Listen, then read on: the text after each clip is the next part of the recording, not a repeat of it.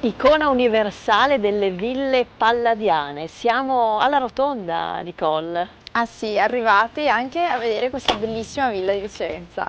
Altro simbolo, insomma, dell'architettura palladiana, una villa costruita da Palladio. Abbiamo anche questo signore, buongiorno.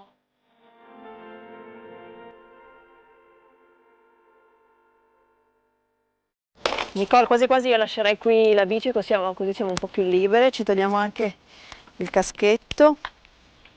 Una meraviglia, lo sai che è la prima volta che visito questa villa, tu c'eri già stata? No, l'ho sempre vista anch'io da fuori, quindi sono emozionata quanto te.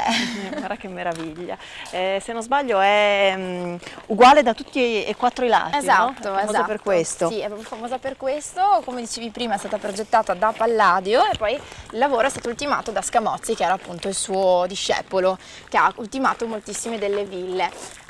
Viene definita sempre villa anche se in realtà nei 4 libri dell'architettura Palladio la inserisce nei palazzi. Ah, nei palazzi. Esatto. Okay. Quindi questa era quindi una villa di rappresentanza, diciamo? Sì, era stata commissionata e comunque ci abitavano ed è tuttora abitata di proprietà privata tuttora e è sempre della famiglia Valmarana.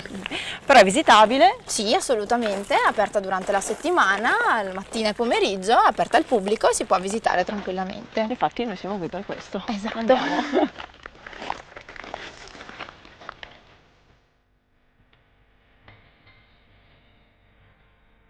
È davvero splendida questa visita che abbiamo fatto, vero Nicole? Veramente meritava.